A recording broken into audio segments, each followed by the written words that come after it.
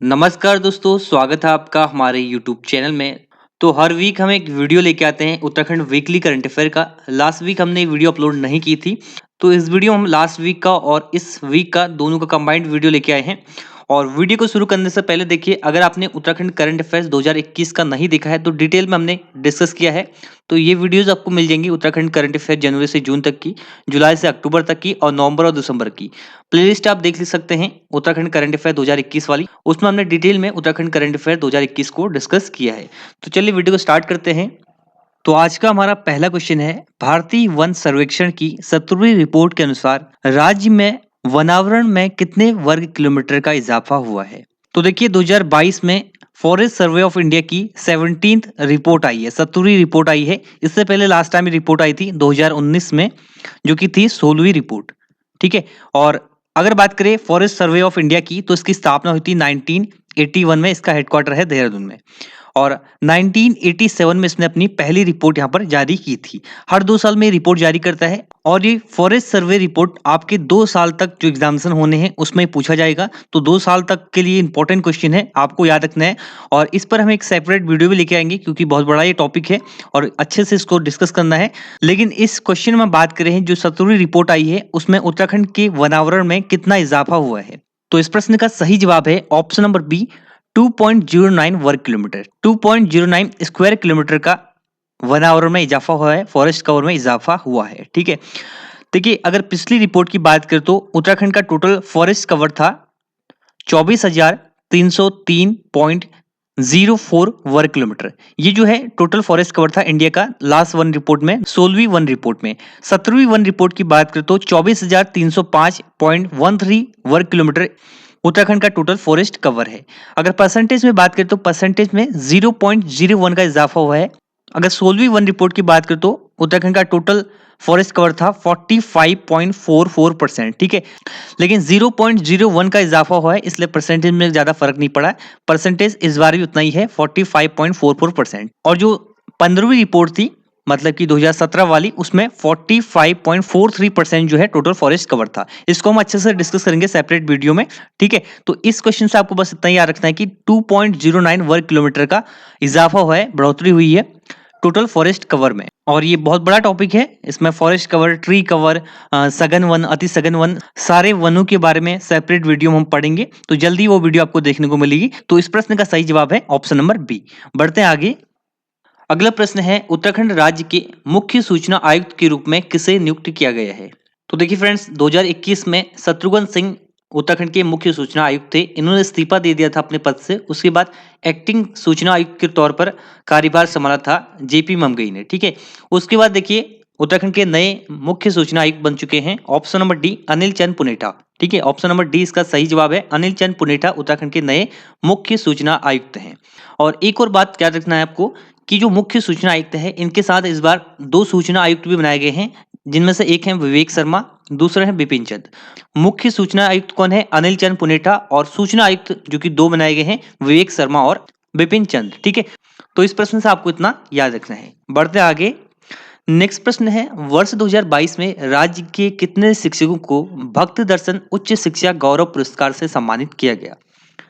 तो इस प्रश्न का सही जवाब है ऑप्शन नंबर सी, 3 शिक्षकों को जो है 2022 में दिया गया है भक्त दर्शन उच्च शिक्षा गौरव पुरस्कार। ठीक है। 2021 के लिए उनको दिया गया है और पुरस्कार दिया गया 2022 में।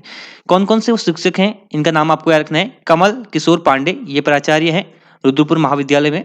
दूसरे हैं श्रीदेव सुमन विश्वविद्यालय ऋषिकेश में assistant professor Ahmad Parvez, doctor Ahmad Parvez. और तीसरे हैं अशोक कुमार। ठीक है। तो इन तीनों को जो है भक्त दर्शन उच्च शिक्षा गौरव पुरस्कार 2021 से सम्मानित किया गया है। ठीक है। 2022 में दिया गया है।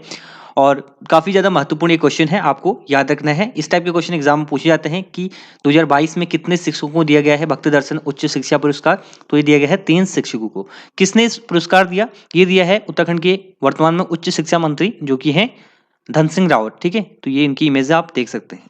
नेक्स्ट है, वर्ष 2022 में विधानसभा चुनाव होने हैं उत्तराखंड में। तो 2022 के जो चुनाव है वो कौन से क्रम के विधानसभा चुनाव है, ये आपसे पूछा गया है क्वेश्चन में। तो इस प्रश्न का सही जवाब है ऑप्शन नंबर डी, 5वें क्रम के विधानसभा चुनाव हैं। ठीक है। 2022 में जो चुनाव होंगे ये 5वें क्रम के विधानसभा चुनाव होंगे और जो नई सरकार गठित होगी वो 5वीं विधानसभा की सरकार होगी। ठीक है, पहले विधानसभा चुनाव होते हैं 2002 में। ठीक है, 2002 में पहले विधानसभा चुनाव होते हैं और 2 मार्च 2002 को उत्तराखंड के पहले निर्वाचित मुख्यमंत्री बनते हैं नारायण दत्त तिवारी। ठीक है, और पहले निर्वाचित अगर आपसे पूछा जाए विधानसभा अध्यक्ष कौन बनते हैं तो यशपाल आर्य। और उत्तराखंड के पहले मुख्यमंत्री कौन थे, वो थे नित्यानंद स्वामी। वो जो है अंतरिम विधानसभा में मुख्यमंत्री चुने गए थे और उसके विधानसभा अध्यक्ष थे प्रकाश पंत। लेकिन पहली बार जो है पहली विधानसभा चुनाव उत्तराखंड में होते हैं 2002 में, जिसमें उत्तराखंड के मुख्यमंत्री बनते हैं नारायण दत्त तिवारी। इसके बाद 2007 में होते हैं दूसरी विधानसभा के चुनाव। इसके बाद 2012 में होते हैं। इसके बाद 2017 जो अभी प्रेजेंट टाइम पे चल रही है सरकार, वो है चौथी विधानसभा की सरकार। ठीक है, तो इस प्रश्न से आपको इतना याद रखना है। अगला प्रश्न है, बाघ संरक्षण प्राधिकरण की रिपोर्ट के अनुसार देश में बाघों के लिए सबसे सुरक्षित जंगल है। तो इसका सही जवाब है ऑप्शन नंबर बी, उत्तराखंड। तो उत्तराखंड के जंगल जो है बाघों के लिए सबसे सुरक्षित जंगल हैं। ठीक है, तो देखिए एक रिसेंट पे रिपोर्ट आई है जिसके अनुसार उत्तराखंड के जो जंगल हैं वो बाघों के लिए सबसे सुरक्षित जंगल हैं। तो किस आधार पर ये कहा गया है, क्योंकि देखिए लास्ट जो 10 साल हैं इनमें जो सभी स्टेट हैं जिनमें बाघों की संख्या अधिक है, उनमें मृत्यु की बात करें तो बाघों की वो सबसे कम उत्तराखंड में हुई है। अगर बात करें मध्य प्रदेश में तो यहाँ पर 244 हुई है, महाराष्ट्र में 168 हुई है, कर्नाटक में 138 हुई है और उत्तराखंड में 96 हुई है। अगर बात करें बाघों की संख्या के बारे में तो 2018 में आई थी रिपोर्ट। ठीक है, हर 4 साल में आती रिपोर्ट, 2022 में फिर से रिपोर्ट आएगी।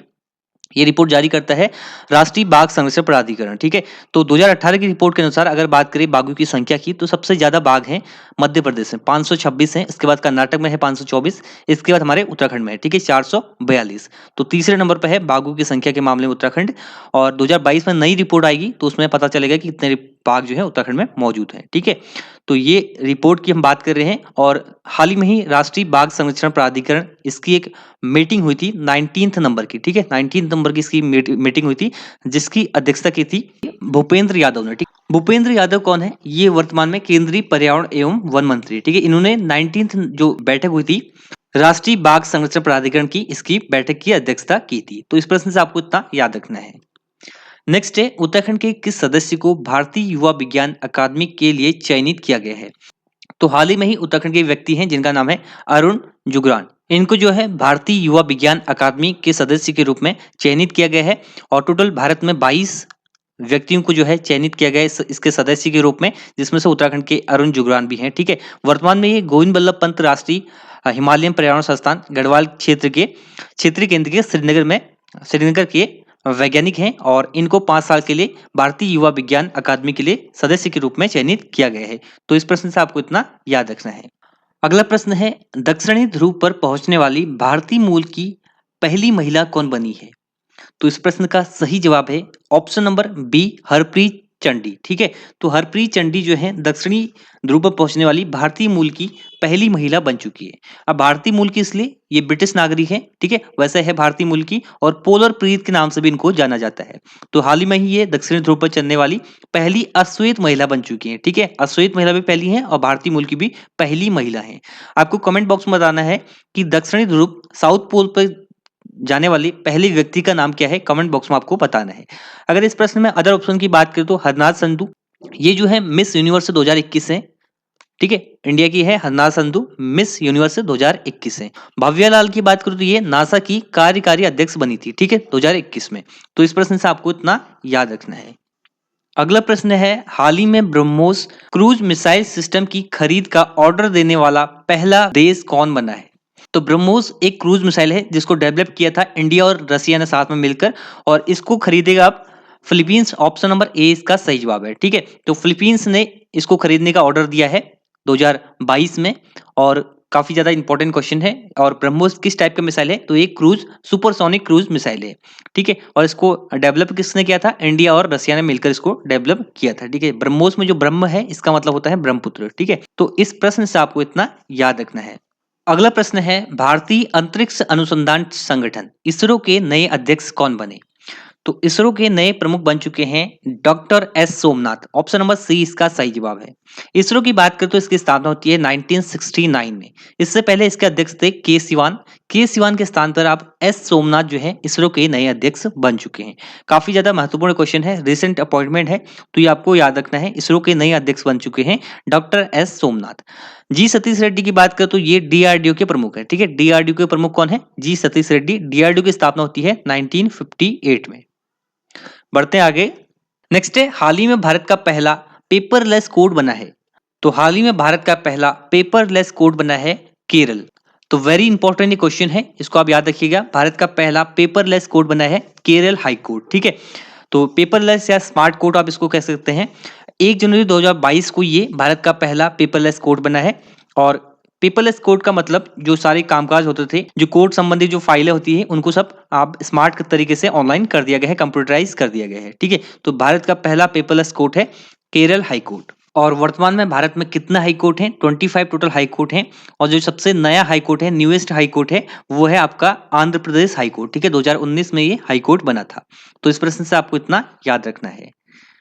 नेक्स्ट है, हाल ही में नए साल की शुरुआत में लोसर महोत्सव कहाँ मनाया गया? तो इस प्रश्न का सही जवाब है option number B, Ladakh. Ladakh केंद्र शासित प्रदेश में नए साल की शुरुआत में एक महोत्सव मनाया जाता है जिसका नाम है लोसर महोत्सव। ऑप्शन नंबर बी इसका सही जवाब है। लोसर का अर्थ होता है नया साल। ठीक है, तो इस प्रश्न से आपको इतना याद रखना है। अगला प्रश्न है, विश्व हिंदी दिवस कब मनाया जाता है? अगर राष्ट्रीय हिंदी दिवस की बात करें तो ये मनाया जाता है 14 तारीख को, 14 सितंबर को। ठीक है, 14 सितंबर को। और 14 सितंबर को क्यों मनाया जाता है? क्योंकि 14 सितंबर 1949 में इसको राजभाषा के रूप में अपनाया गया था, इसलिए 14 सितंबर को जो है राष्ट्रीय हिंदी दिवस के रूप में मनाया जाता है। यहाँ पर हम बात कर रहे हैं विश्व हिंदी दिवस की, तो विश्व हिंदी दिवस मनाया जाता है 10 जनवरी को। ऑप्शन नंबर ए इसका सही जवाब है। 2006 से हर साल हिंदी को बढ़ावा देने के लिए विश्व हिंदी दिवस मनाया जाता है। अब ये 10 जनवरी को ही क्यों मनाया जाता है? क्योंकि पहला जो हिंदी सम्मेलन हुआ था वो हुआ था 10 जनवरी 1975 को। ठीक है, तो इसलिए 10 जनवरी को हर साल विश्व हिंदी दिवस के रूप में मनाया जाता है। और पहली बार ये मनाया गया था 2006 में।